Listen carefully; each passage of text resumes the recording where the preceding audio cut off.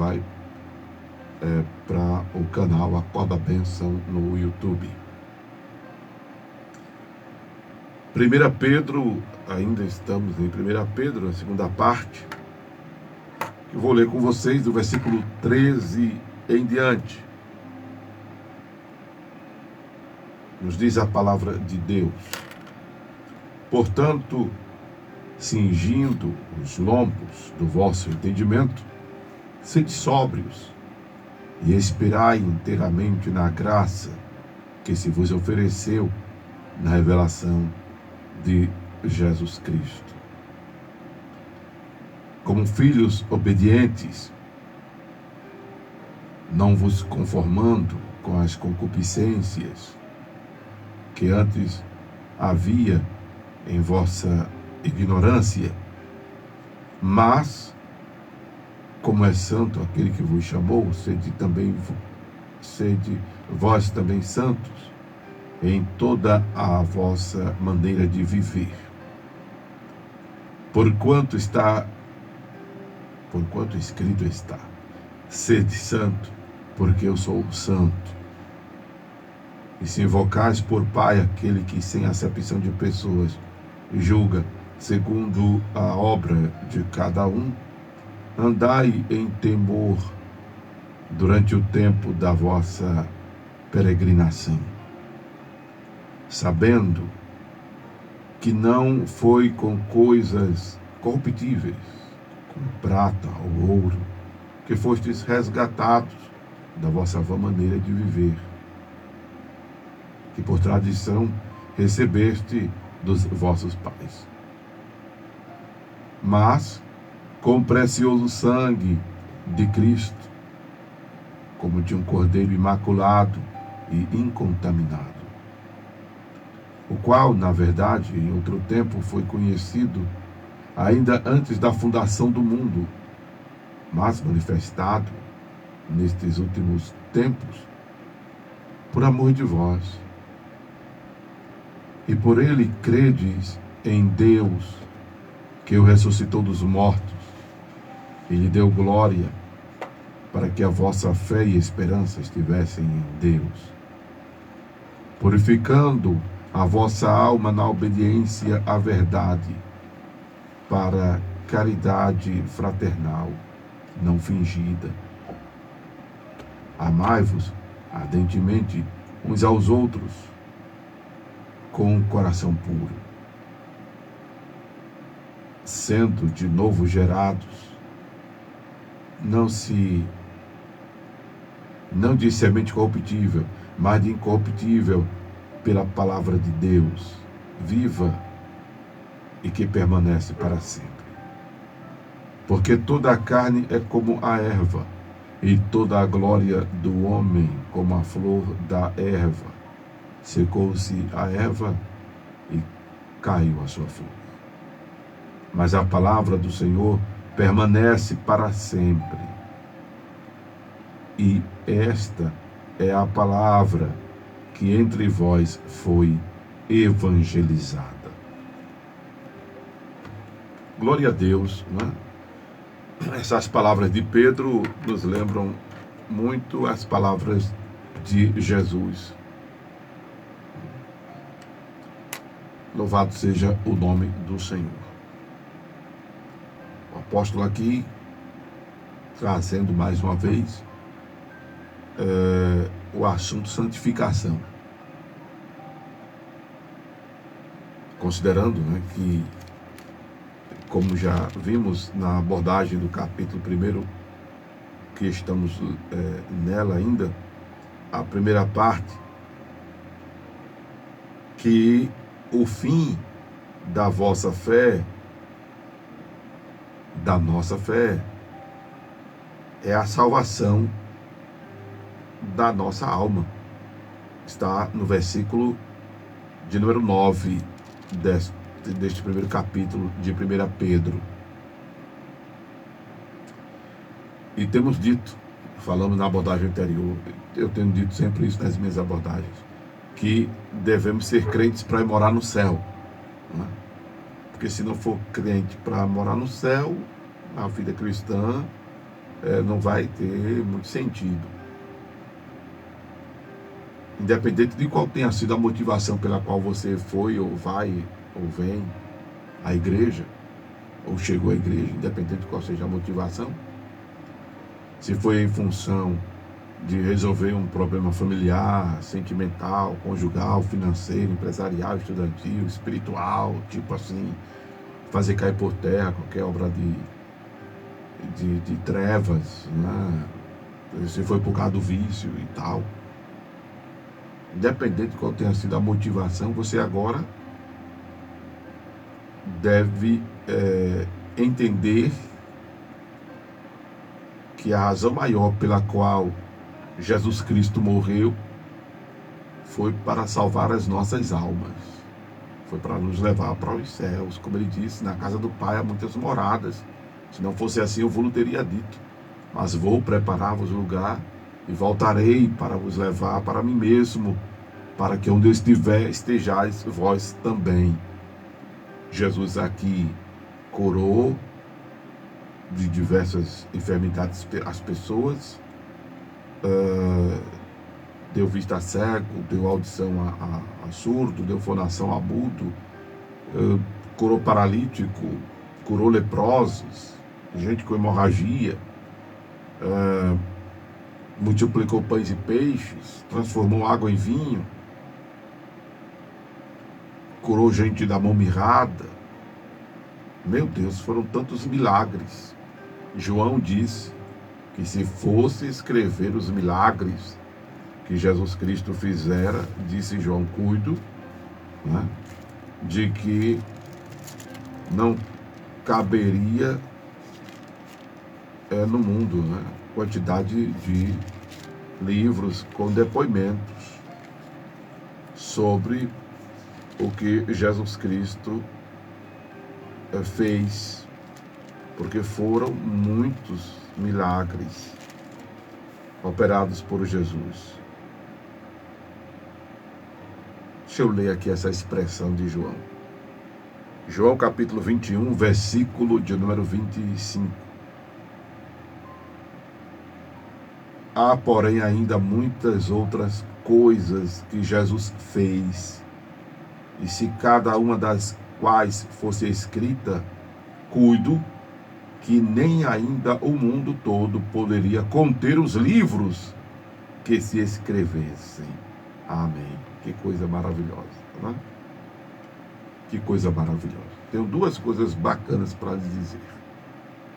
Uma delas é que Jesus Cristo é o mesmo, ontem, hoje e eternamente. É o que me consola, é o que me alegra, é o que deve alegrar você, consolar você. Jesus Cristo é o mesmo. Amém? Tem o mesmo poder, a mesma paixão pelas nossas almas,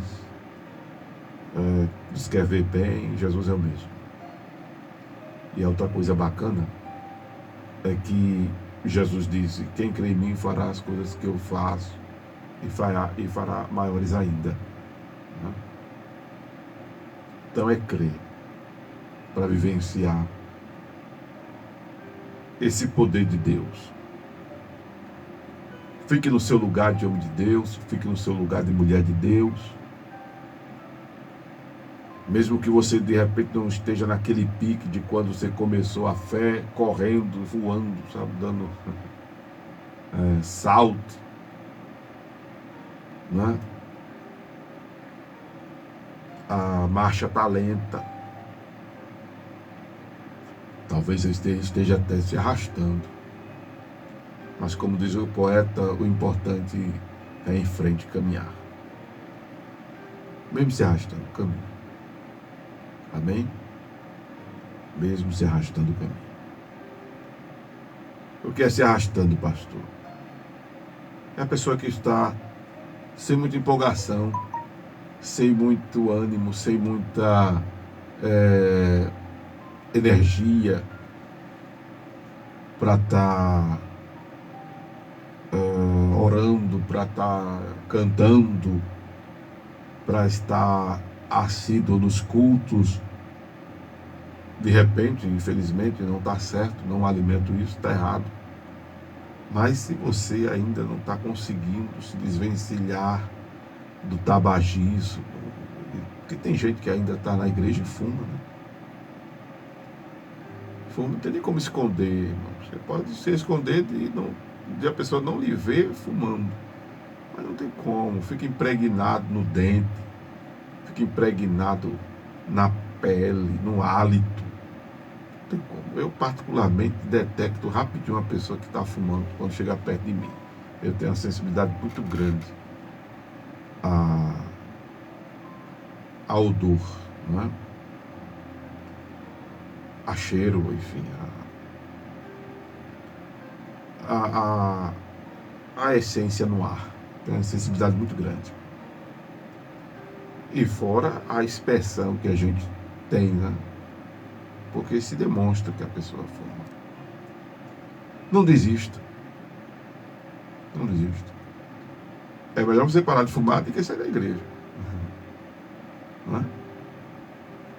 Mas não deixe de ir para a igreja por conta de ainda estar de repente fumando.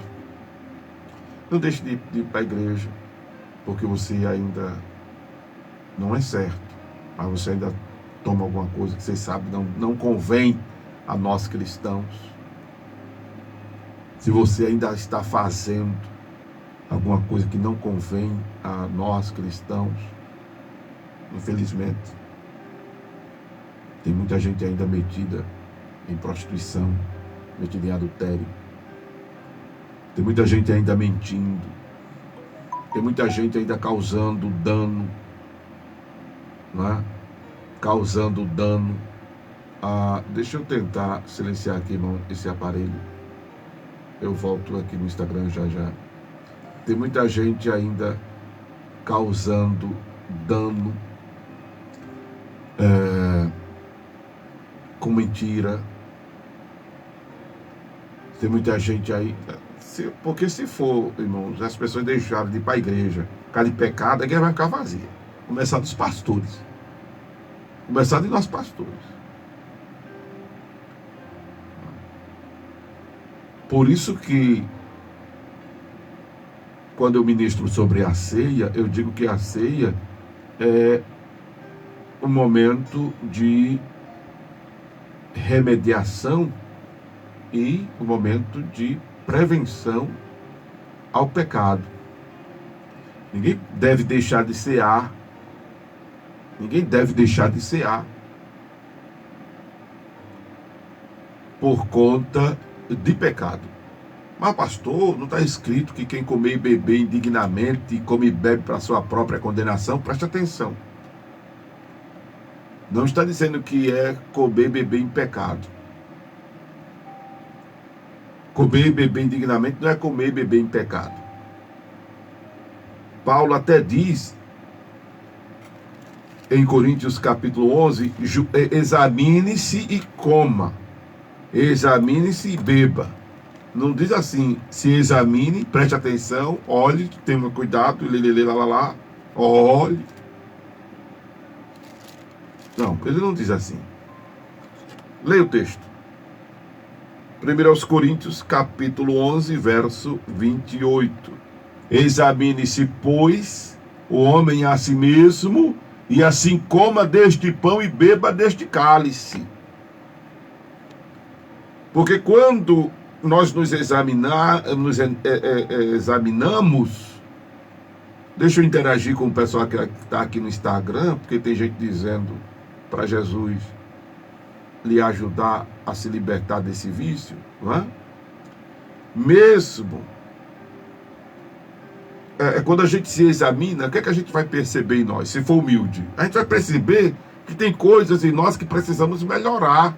Seja o mais novo convertido que se entregou para Jesus agora, ao pastor, que supostamente é a pessoa mais preparada, mais madura, né, na fé que se tem ali no convívio. Se for humilde, vai perceber que tem coisas que precisa melhorar na linguagem, nos conceitos, nos pensamentos, nas atitudes, nas ações e nas reações. Porque se fosse deixar de ser, aí tem pastores que já não ministram a ceia. Eu conheci uma igreja que o pastor diz lá que não tem como cear, os irmãos cearem, porque ele diz, eu tenho pecado, e os irmãos também têm pecado. Aí ele botou na cabeça que ninguém deve cear, porque todo mundo tem pecado, meu Deus do céu. Ao contrário, aí que precisa cear, porque cear é botar Jesus para dentro. É botar Jesus para dentro. Leia João capítulo 5. Deixa eu ver aqui. João capítulo 6. Leiam depois. Agora não, lê depois. Dentro desse raciocínio. João capítulo 6. Do versículo de número 48 em diante. Do 48 ao 59. Lê aí. Depois. Cear é botar Jesus para dentro de nós. E a gente só consegue se libertar. Você, minha irmã, só vai se libertar desse vício, do cigarro. Você outro da cachaça, do álcool. Você outro da prostituição. Você outro da mentira. Você outro do adultério. Você outro do ressentimento. Você outro da desonestidade. Você, meu Deus. Se for nomear pecado aqui, misericórdia. Você só vai se libertar do que não presta. Você, eu, nós só vamos conseguir nos libertar do que não presta, nos enchendo de Jesus.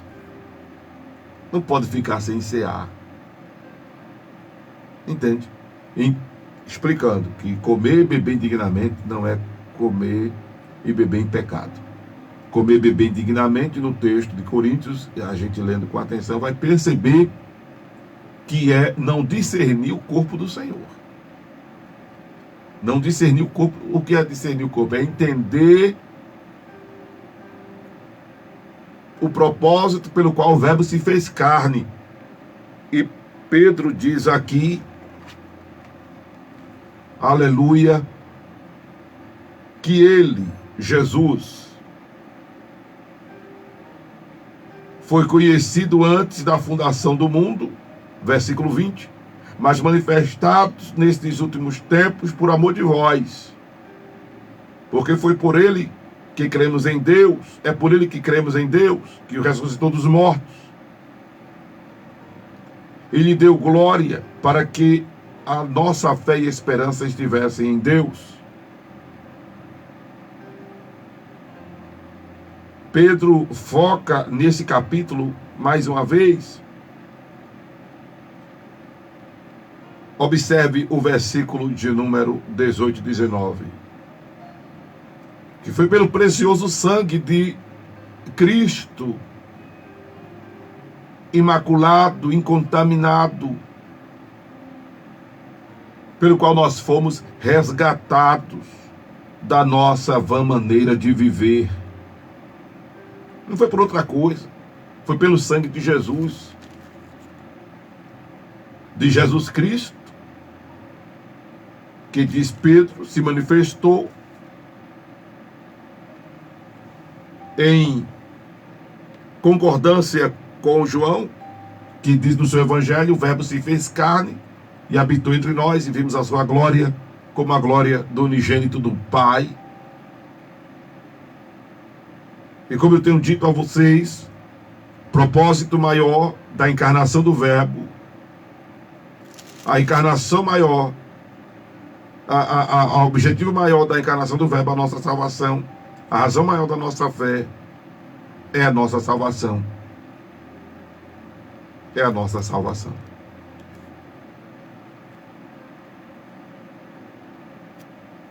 Aí vamos agora ao elemento santificação,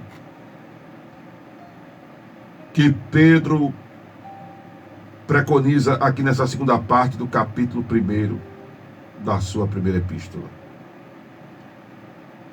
Porque, como eu disse, é melhor você deixar o vício, é melhor você deixar o erro, é melhor você deixar o pecado do que você deixar a igreja, do que você deixar Jesus.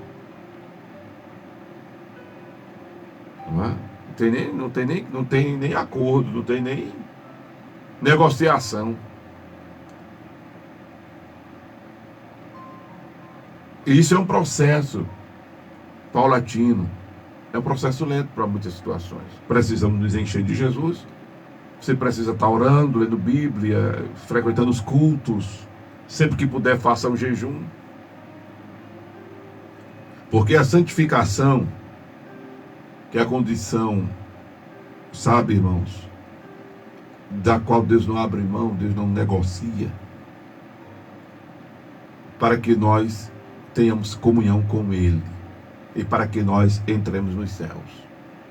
Porém, santificação não tem nada a ver com perfeição. Esses santos que você escuta por aí, Santo Fulano, Santo Beltrano, isso é um movimento religioso que não tem respaldo bíblico, não é? Muito menos a pessoa depois de morta. E muito menos ainda para ser venerada. Nada a ver, nada a ver.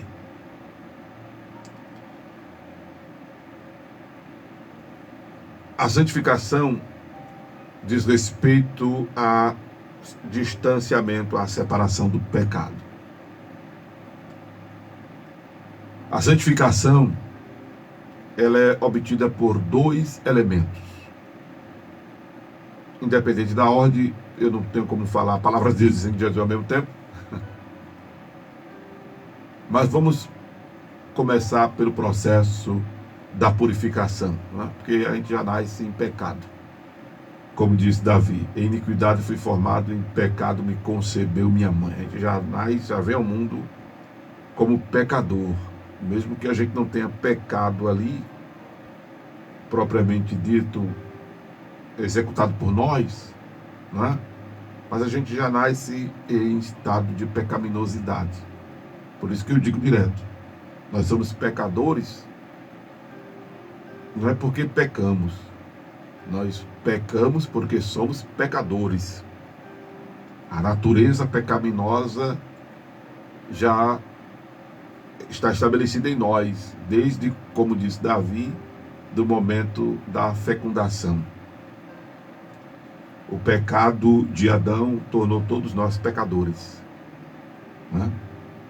Mesmo Jesus Cristo tendo anulado na cruz a condenação do pecado adâmico. É por isso que o inocente é salvo, né? Por isso que o bebezinho morre, está ali, não tem pecado dele, mas por Jesus ter morrido na cruz, ele não tem condenação, né? Ele está em estado de pureza. Então vamos começar pelo processo da remissão. E o único elemento que nos purifica, que redime a gente, é o sangue de Jesus. Não é o tempo, não são boas ações, não é caridade, não é se martirizar, se punir, se castigar, se mutilar. Não são essas coisas que nos purificam de pecado. O único elemento que nos purifica de pecado é o sangue de Jesus Cristo. Aleluia. E aí João diz que se confessarmos os nossos pecados, Ele é fiel e justo para nos perdoar os pecados e nos purificar de toda a injustiça. Para entender mais sobre esse processo de purificação do sangue de Jesus, eu sugiro que você escute as abordagens que eu fiz do livro de Hebreus, que estão aqui no Instagram da Rádio Tamandaré, estão no Facebook, Acorda a Bênção, e estão no canal Acorda a Bênção no YouTube. Aí você vai ter uma ideia melhor dessa explicação, principalmente ali os capítulos 9 e 10. Eu dou uma explicada bem bacana ali. Então, o único elemento capaz de nos purificar do pecado é o sangue de Jesus. Expliquei até quando falei recentemente da unção com óleo lá em Tiago, que diz que a unção curará o enfermo e se ele tiver algum pecado seria perdoado. E expliquei que não é o óleo que perdoa, mas o óleo é símbolo do Espírito Santo. O Espírito Santo é quem nos convence do pecado, da justiça e do juízo. É o Espírito Santo que nos leva ao arrependimento, à confissão. E aí quando a gente se arrepende e confessa, a gente recebe o perdão divino. E volto a dizer, o perdão divino é imediato, é automático. Não existe carência para o perdão divino. Você não pede perdão agora e Deus vai lhe perdoar daqui. Eu vou pensar direitinho se te perdoa ou não.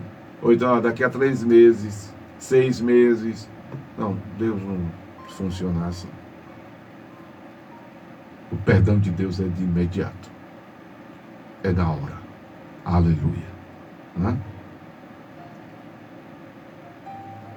A santificação é obtida aí pelo processo da purificação. Porque é a limpeza. É tirar a mácula. Tirar as manchas. Amém? A gente precisa estar pedindo perdão dos pecados sempre. Sempre. Porque quando a gente não está pecando na prática, a gente não está executando, que é o pecado por obras, a gente de vez em quando pensa uma besteira, pensa uma coisa que não condiz com o caráter de Deus, que não condiz com... É porque o pecado é uma agressão ao divino. O pecado, ele é uma ofensa ao divino. Se a gente pensar mais direitinho, a gente vai ter mais cuidado, mais temor e a sensação de arrependimento muito grande das coisas erradas que a gente faz, porque é uma ofensa, é algo que entristece Deus. O que entristece Deus são os nossos pecados, não é? São os nossos pecados. Não tem nada mais que entristeça a Deus em nós do que os nossos pecados, não é? Que a etimologia do pecado é errar o alvo. Outro elemento que proporciona a nós santificação é a palavra de Deus. E aí a palavra gera um efeito...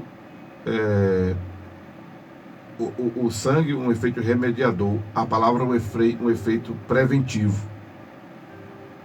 Jesus disse, está escrito em João 17:17, Pai, santifica-os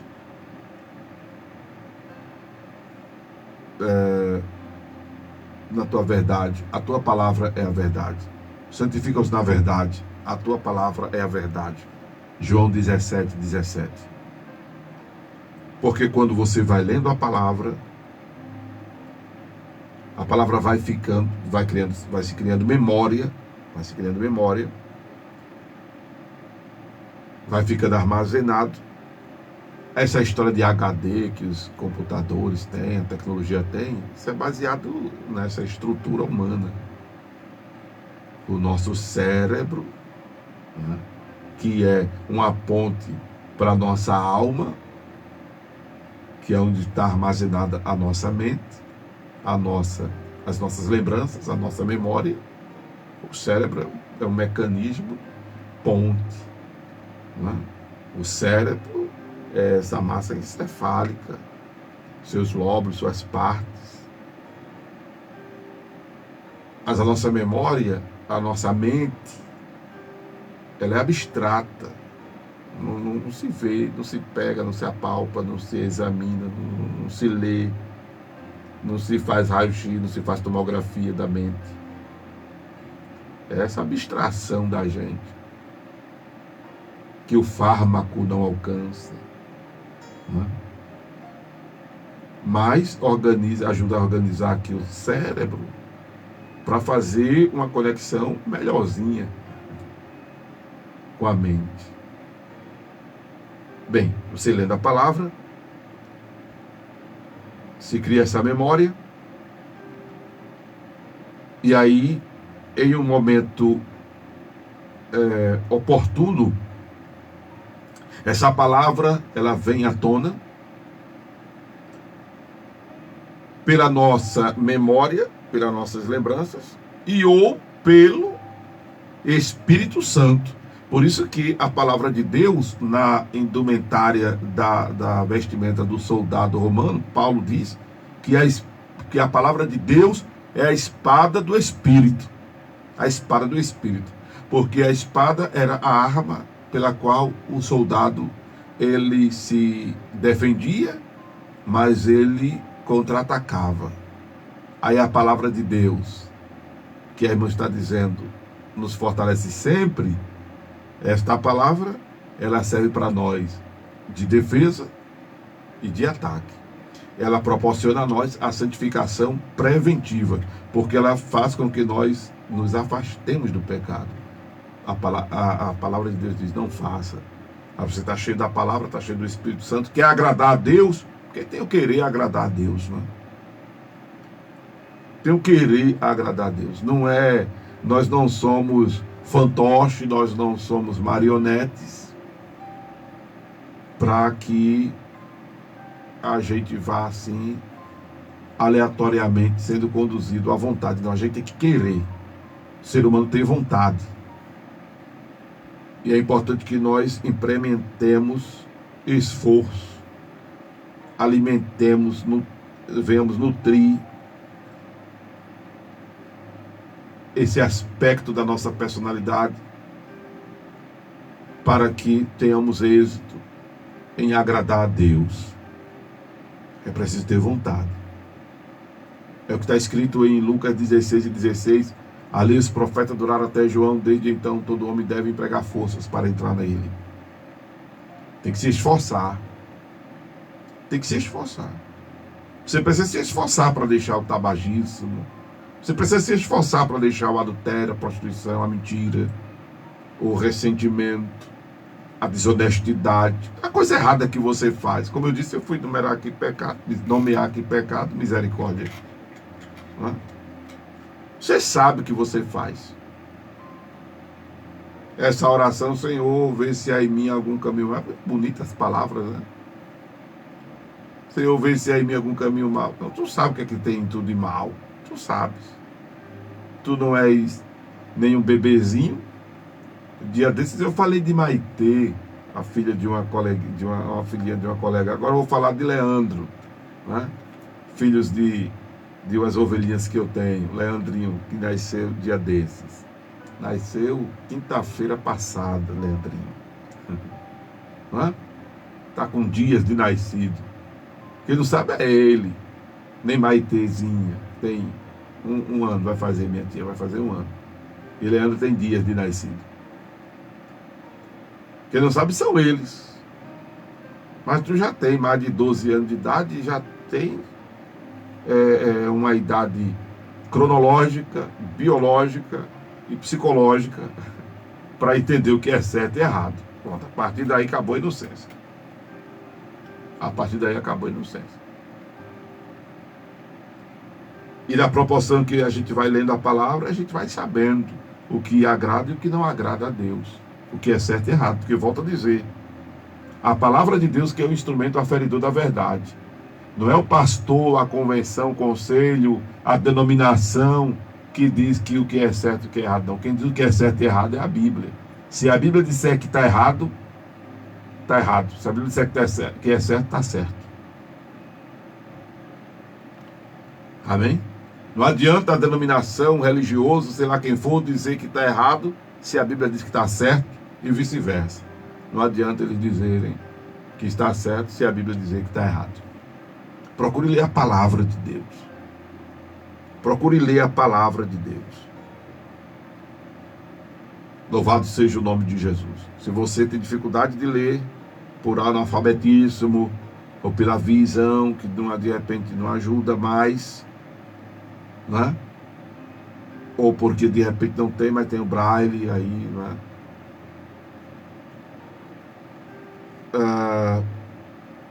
Procure alguém de confiança que leia a Bíblia para você. Peça nem ela explicar, peça ela só para ler.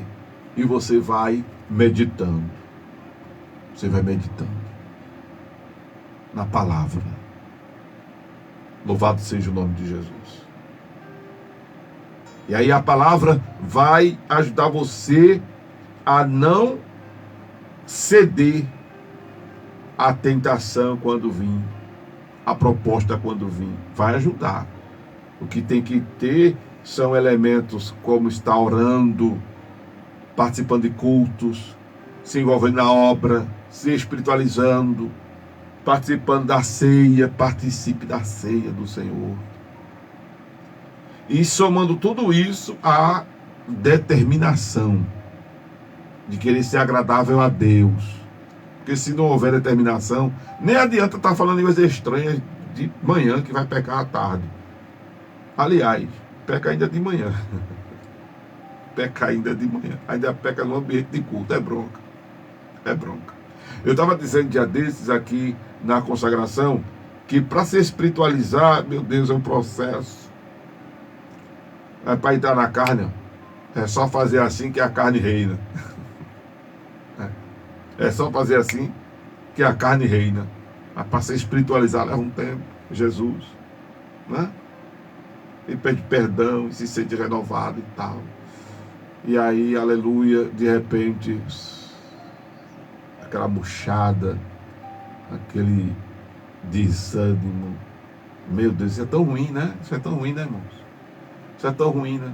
Porque a gente quer agradar a Deus. E sabe por que a gente quer agradar a Deus? Porque a gente tem o Espírito Santo. Você tem o Espírito Santo se move em você, aleluia. Glória a Jesus. Você tem valor, o Espírito Santo se move em você. Glória a Deus.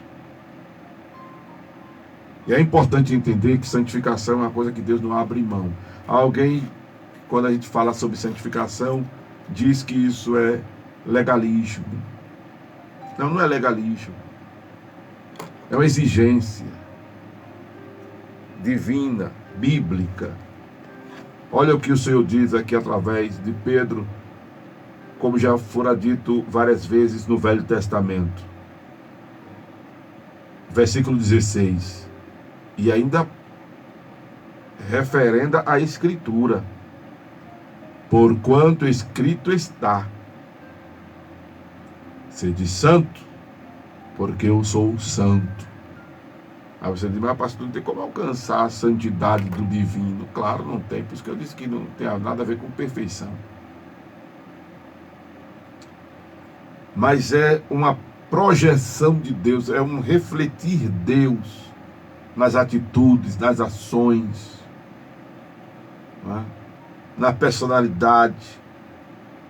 Você sabe dos seus defeitos, procure melhorá-los. Não melhorar o defeito, né? É tirar o defeito. É melhorar como jeito. Não é aperfeiçoar o defeito. Não entenda assim. Procure ser diferente. Ah, mas eu sou assim. Mas muda a bênção. Muda. Não é para ser agradável às pessoas apenas. Não é para ser aceito apenas. Sabe? É para o teu bem. É para o teu bem, porque isso te atrapalha. Isso te atrapalha. Te atrapalha a vida. Te atrapalha na relação com o divino. Te atrapalha na obstrução das bênçãos. Pense que você pode atrair mais bênçãos para a sua vida, para a sua vida. Vocês, nós, para as nossas vidas. Se nos desvencilharmos de coisas que, caramba, sabemos, não agradam sequer a Deus. Não agradam sequer a Deus. Não é? Procuremos melhorar. Louvado seja o nome do Senhor. Outra coisa que eu quero pontuar aqui é que, já tenho dito, a santificação é sine qua non para entrarmos no céu e termos comunhão com Deus. Não há comunhão com Deus nesta vida sem santificação. E não é entrar no céu sem santificação. Mas não é por ser santo que eu oro pelo enfermo e ele é curado. Eu unjo a pessoa e ela é curada. Não é por ser santo que eu chego para o endemoniado e digo ao demônio, sai, e o demônio sai. Por que eu estou dizendo isso? Para as pessoas não se confundirem. Que porque expulsam um demônio, porque orou e curou o enfermo, estou resolvido com Deus. Estou bem com Deus. Nada disso. Eu me lembro que eu mais novo na fé,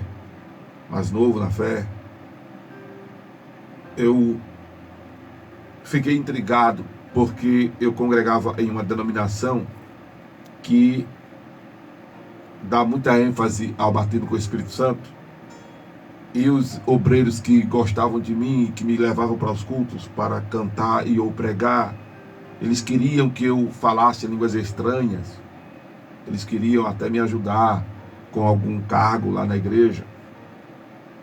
Aí, como eu não falava em línguas estranhas, eles diziam, Amaro, está faltando alguma coisa.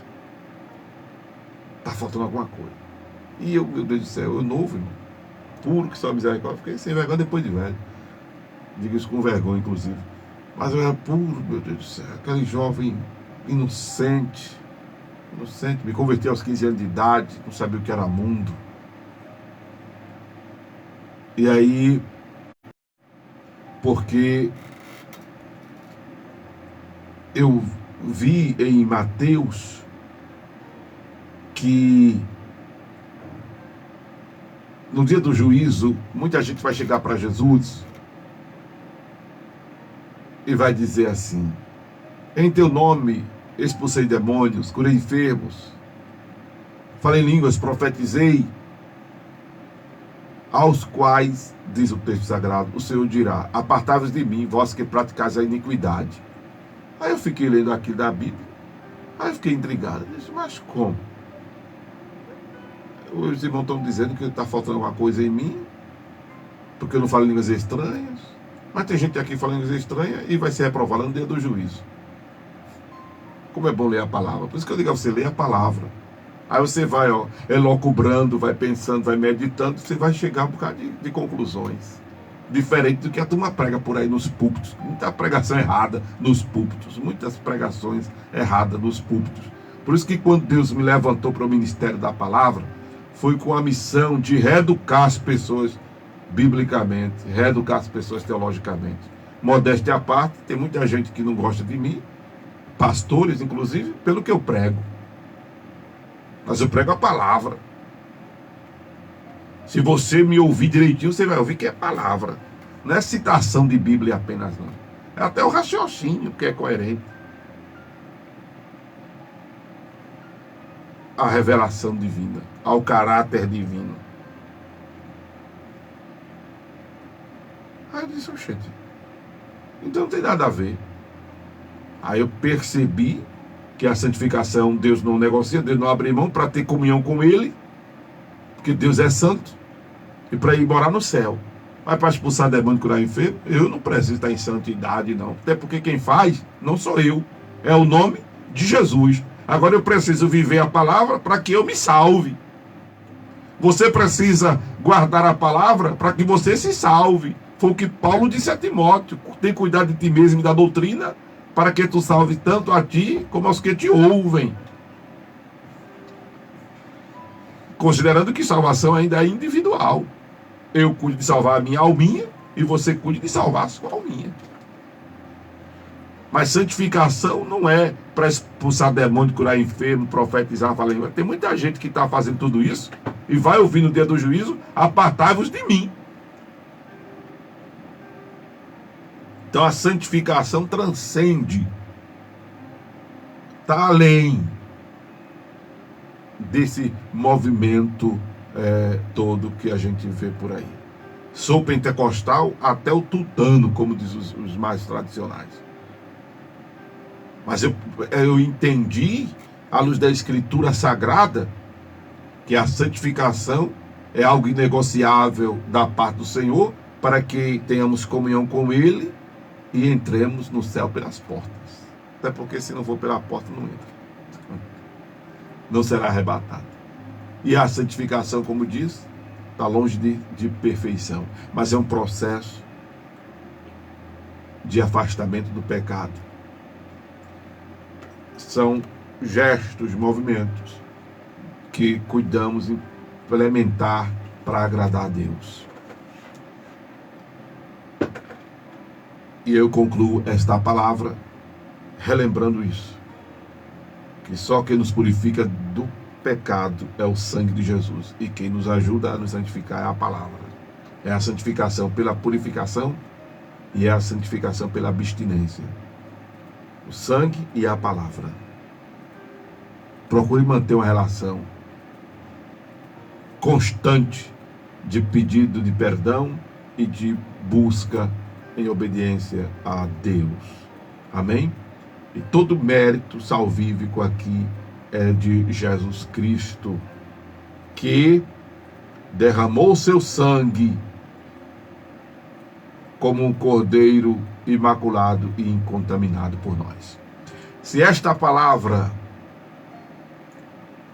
não mexeu com você, não lhe edificou, não lhe consolou, foi a voz de Amaro Correia. Mas se essa palavra lhe instruiu, lhe consolou, lhe exortou, lhe edificou, o que você ouviu foi a voz de Deus, a voz do divino.